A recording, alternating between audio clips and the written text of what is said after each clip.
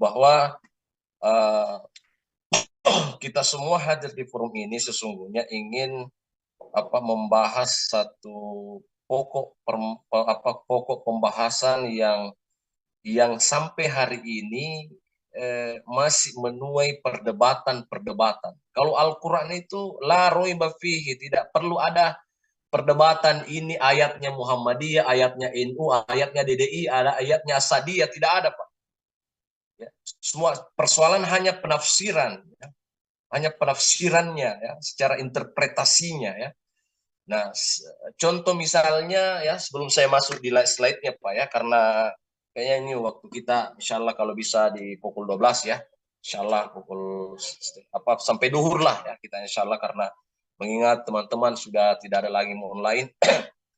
Misalnya ayat tentang tayammum, falam tajidu ma'an fatayammamu sa'idan thayyiba. Maka kalau tidak ada air atau tidak menemukan air, ya, itu dulu secara tekstual terjemahan ini ayat, ya, tidak melihat air, tidak menemukan air, ya, maka bertayamumlah dengan tanah atau debu yang baik, tanah yang suci, ya. Kemudian basuhlah wagsilu wujuhakum, ya, basuh wajahmu, wa aidikum, ya. Ayat ini butuh penjelasan ulama yang pakar di dalamnya, ya, ulama tafsir, bahwa tidak menggunakan ilal marafiki, ya.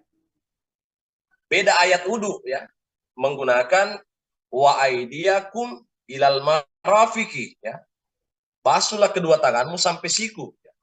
Sementara tayamum itu hanya stop pada wa aidikum, kedua tangan kalian, ya. Disinilah terjadi interpretasi ulama-ulama, ya, di kalangan muslimat itu sendiri, ya. Nah, ada yang memahami bahwa tayamum itu mengusap debu mulai dari tangan sampai siku. Nah, itu. Ada yang memahami wa aidikum hanya sampai pergelangan tangan saja. Dan ini kita hormati dan hargai perbedaan khilafiyah ini, menghormati penafsiran-penafsiran. Karena sebenarnya kita ini, Pak, mengamalkan ayat-ayat Al-Quran yang sudah ditafsirkan ulama-ulama terdahulu. Kita ini hasil penafsiran ulama-ulama, ya. Itu harus dipahami. Jadi tidak ada yang boleh mengkat bahwa dirinya yang paling benar, kelompoknya yang paling benar. Ini kita belajar, Pak, di sini pengembangan studi Al-Quran, ya. Karena perbedaan sesungguhnya hakikatnya adalah sunnatullah. Sekali lagi saya katakan bahwa ini adalah kehendak Allah. Walau sya'allahu la ja'alakum ummatan wahidatan. Itu. Ada kata walau, ya. Seandainya yang bermakna tidak bisa mungkin terjadi, ya. Biasa, ya, jadi itu seandainya umat ini bisa satu, ya. Tapi Allah kan sudah menjawab beberapa ayat-ayat yang lain. Misalnya di dalam Al-Quran surah An-Nisa, ya, kalau saya tidak salah, surah Rum, ya, kalau saya tidak salah, wa min ayatihi khalqus samawati wal ard wa ikhtilafu alsinatakum wa alwanikum. Ya, itu kan dalam Al-Quran, ya. Jadi di antara tanda kekuasaan Allah itu ada manusia yang berbeda-beda warna kulitnya, ada yang berbeda-beda bahasanya, ya. Itulah pluralisme, ya.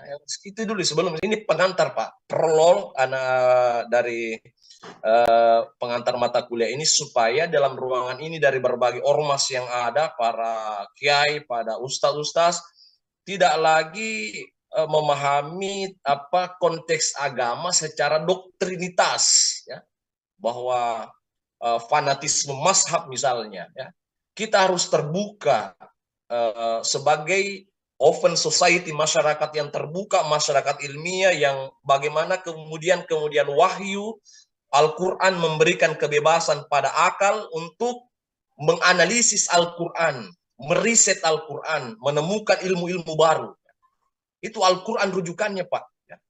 Jadi itu yang harus kita pahami ya. Sama dengan misalnya yadullahi fauqa aidihim, tangan Allah di atas tangan-tangan kalian. Kalau kita pahami secara teks, tadi ada makalah tentang fungsi-fungsi hadis ya, nanti juga ada di slide saya gambarkan. Itu kalau orang memahami secara tekstual bahwa tangan Allah berada di tangan-tangan di atas tangan kalian, berarti konotasinya Allah itu berbentuk ya, punya tangan. Padahal yang dimaksud yadullahi di situ adalah kekuasaan Allah ya, kemahakuasaan Allah. Di atas dari kekuasaan manusia itu sendiri ya. Kemudian misalnya kita mengutip satu pemikiran dari ulama ya, dari Pakistan ya, kalau saya tidak salah ingat ya, yang bernama Dr. Adib Al-Jabiri ya, yang menemukan satu metodologi pemikiran bahwa kenapa umat Islam kemudian berbeda cara pandangnya. Umat Islam ya, umat Islam berbeda cara pandangnya memahami agama itu karena tiga pendekatan ya. Ada yang disebut dengan manhaj burhani, ada manhaj bayani, ada manhaj irfani ya. Itu kemudian jadi saya ini Pak tidak heran ya, tidak apa namanya latah dan tidak apa namanya ketika ada perbedaan masuknya satu Syawal, satu Ramadan, insya Allah ini tidak lama lagi marhaban ya Ramadan ya di bulan Maret kalau saya tidak salah. Jadi jangan ada yang berkomentar yang tidak bahwa cuma satu-satunya negara yang 3 kali Lebaran ini dan itulah pemahaman ya. Al-haqqu min rabbika fala takunanna minal mumtarin. Ya, tadi ada Ustadz Laude ya menyebutkan sumu li ru'yatihi wa aftiru li ru'yatihi fa in kumma alaikum fa'akmilu salatina yauman. Misalnya, maka ada metodologi yang dipahami secara ru'yatul hilal misalnya. Sementara di ayat lain di ta'lamu adada sinina wal hisab. Ada konsep hisab misalnya. Jadi ini saya hanya menguatkan kembali ya pemikiran kita bahwa marilah kita menjadi masyarakat yang dinamis, masyarakat yang menghargai perbedaan sebagai open society. Itu yang kita harus kedepankan sekalian ya. Jadi Adib Al-Jabiri memahami bahwa saya masih ingat Pak ya, ini hanya prolog ya.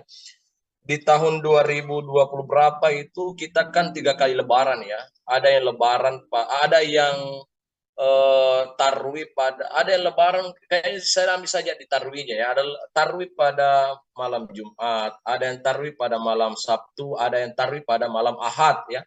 Kalau saya tidak salah kelompok tarekat itu misalnya tarekat Halwatiyah, Naqsabandiyah, tarekat An-Nazir itu pada malam Jumat ya.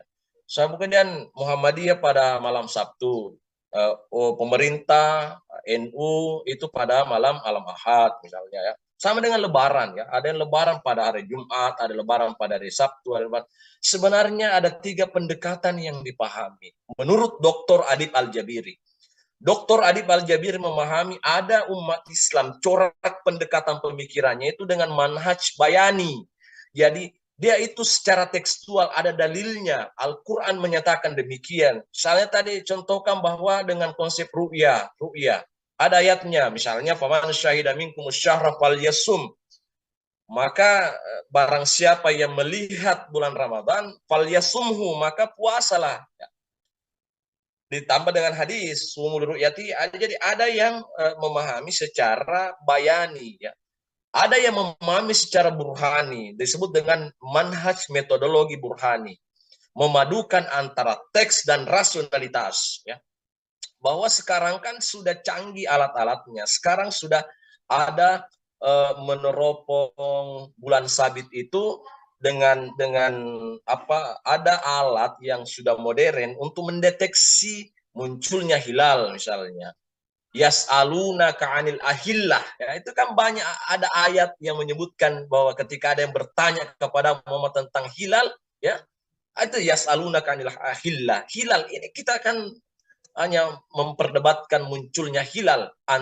Sehingga antara 1 derajat dengan 3 derajat ini menjadi perdebatan sampai hari kiamat. Tidak bisa Pak kita hilangkan hal-hal seperti ini. Hanya cara pandang. Ya. Sampai kan ada apa namanya guyonan, lelucon bahwa tidak bisa ke Muhammadiyah naik-naik sedikit derajatnya, tidak bisa ke NU turun-turun sedikit derajatnya supaya bisa ketemu. Tidak bisa. Ini namanya neraca pengusaha. Ya, ini namanya apa ya, timbangan pengusaha, tidak boleh. Agama ini tidak boleh tawar-tawar karena berangkat dari konsep keyakinan. Ya, jadi al-haqqu min rabbi. Ini hanya kita mengamalkan interpretasi ulama-ulama kita. Kita ini sholat, misalnya yang punya bermazhab Syafi'i, bermazhab Maliki, bermazhab Hambali, bermazhab Hanafi, kemudian di Muhammadiyah ada majelis tarji. Itu kan interpretasi ulama-ulama yang kita amalkan. Dan itu hanya al-haqqu min rabbi, kebenaran itu hanya dari Allah. Nah, baik. Saya di situ ya. Jadi ada yang memahami seperti itu. Ada konsep irfani. Jadi ada konsep intuisi, kolbunya. Jadi keyakinan para pimpinan tarekat disebut dengan mursyid. Itulah yang diikuti oleh pengikut para tarekat-tarekat ini dengan pendekatan irfani. Bahwa pimpinan tarekat ini merasa diilhami oleh Allah dengan pendekatan mata batinnya. Ya itu. Sehingga dia menetapkan misalnya 1 Ramadan itu ketika misalnya malam Jumat, Muhammadiyah dengan tarjinya, dengan putus tarjinya bahwa ternyata malam Sabtu, kemudian NU dengan keputusan isbat pemerintah malam Ahad. Tidak ada. Yang jelas orang berRamadan itu 1 Ramadan, Lebaran 1 Syawal. Tidak ada orang Lebaran 2 Syawal. Cuma penanggalan miladiah yang berbeda. Ada yang Lebaran tanggal 28, 29. Itu kan penanggalan miladiah. Tapi semuanya kita ini yakin bahwa semua Lebaran satu Syawal. Tidak ada orang Lebaran 2 Syawal. Itu persoalan. Nah, jadi itu Pak ya, supaya kita tidak salah memahami. Baik. Saya Sedikit komentar, Ustaz. ya silakan. Bagaimana itu tentang pemahaman? Apakah ada memang penjelasan